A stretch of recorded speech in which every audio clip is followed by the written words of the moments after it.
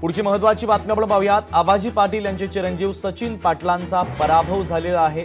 सचिन पाटलांना पराभवाचा धक्का सहन करावा लागतोय। पाडळी खुर्द जिल्हा परिषद मतदारसंघातून ते उमेदवार होते, त्यांचा मात्र आता पराभव झालेला आहे। राष्ट्रवादी काँग्रेसचे राजू सूर्यवंशी यांचा येथे विजय झाला, तर अरुण डोंगरे यांची कन्या अमृता डोंगळे ह्या सुद्धा विजयी झालेल्या आहेत। महत्त्वाची बातमी आपण पाहतोय, पाडळी खुर्द जिल्हा परिषद मतदारसंघातून त्यांचा ते उमेदवार होते, तर म्हाड्याच्या बेंबळे गटात शिवसेनेचा विजय झाला। शिवसेनेच्या सविता कोकाटे या विजयी झालेल्या आहेत। भाजपच्या रोहिणी ढवळे यांचा त्यांनी पराभव केलेला आहे। शिवसेनेचा विजय येथे होत असल्याचं दिसतंय, तर सुनील तटकर यांचे मेहुणे अजय बिरवटकर हे विजयी झालेले आहेत। कोकणातून आणखीन एक महत्त्वाची बातमी, बिरवटकर खेडमधल्या भडगाव जिल्हा परिषद गटातून विजयी झालेले आहेत।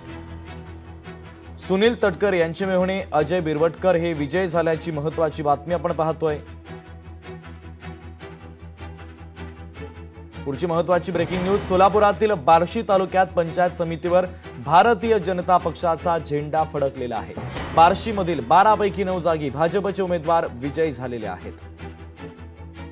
राजेंद्र राऊत यांच्या नेतृत्वात भाजपचा ऐतिहासिक विजय झालेला आहे।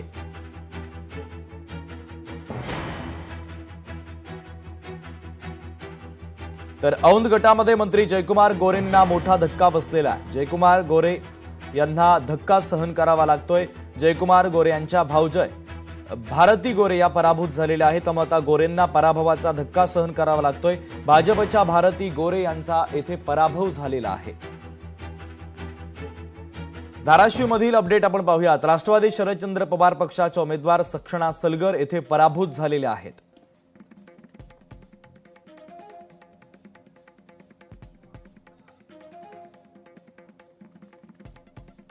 सक्षणा सलगर या राष्ट्रवादी शरदचंद्र पवार पक्षाच्या उमेदवार पराभूत झालेल्या आहेत, त्यांना पराभवाचा धक्का सहन करावा लागतोय। लोकशाही मराठी ऐका, पहा, जागरूक रहा।